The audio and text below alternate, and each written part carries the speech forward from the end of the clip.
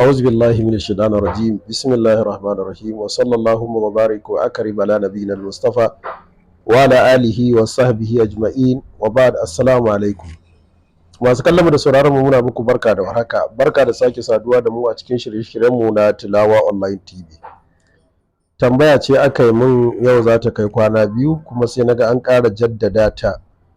Wannan tambaya ba ta komai bace, shine abin da yake damun mutane na yau da kullum shine matsalar sanyin mara.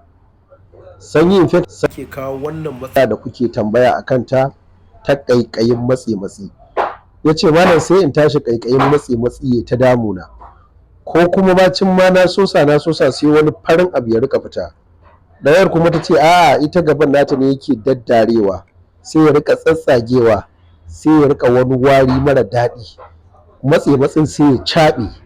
To wannan gaskiya mataki ne wanda za a ɗauka na neman magani wanda ya shafi infection, matakin farko kenan. Na biyu sai kuma idan wandon da kuke amfani da shi pant naku na mata a rika wanke shi sosai, kuma in an wanke shi ya zamanto an shanya shi inda zai bushe, wanda rana za ta buge shi sinadaran nan duk su mutu. Na biyu kenan. Idan namiji ne ma haka.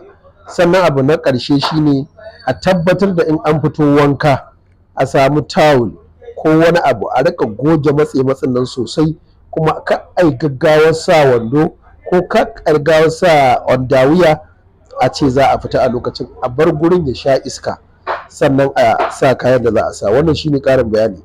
Akwai mayamaye guda uku wanda za a haɗa ai amfani da shi na katta kwana, amma tabbas shine sai an yi amfani da maganin infection. Waɗannan mayamaye ga su kamar haka. Na farko za a samu man zaitun, za a samu man kanunfari, za a samu man na'ana. Waɗannan mayuka guda uku su za ki samu, su za ka samu, mace za ta yi, namiji zai yi, ba bambanci.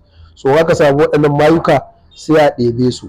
Misali zan haɗa muku yadda abin zai yi, ɗaya ba zai fi ɗaya ba, ɗaya ba zai kashe ɗaya ba, ɗaya ba zai shiga aikin ɗaya ba.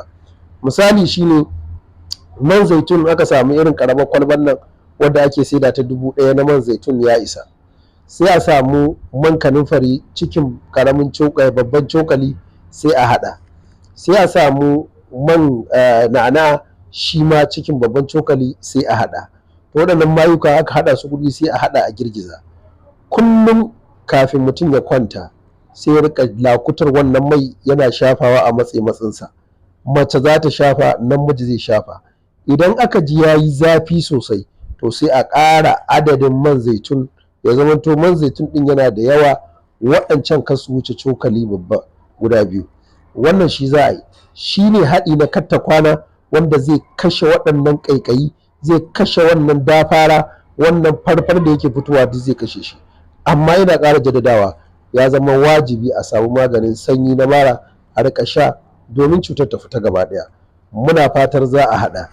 Idan kuma ka haɗa ko kika haɗa kika yi amfani da shi kaga an samu waraka, an samu abin da ake so, to da Allah ku gaya ma al'umma annabi ko ku tutura ma al'umma annabi ku sharing yadda alkhairin zai yaɗu cikin al'umma, kamar yadda muke faɗa kullum. Ga masu buƙatar magani na sikila kamar yadda na alƙawari, in na shigo garin Kano, ofis ɗina da ke Kano, na shigo garin Kano, kuna iya tuntuɓar mu. Muna nan a Court Road na gyaɗi kusa da Yahuza Suya. In an zo za a ga ƙaton allo an sa Tilawa Islamic Medicine, za a same mu a cikin yarda Allah. Muna muku fatan alkhairi.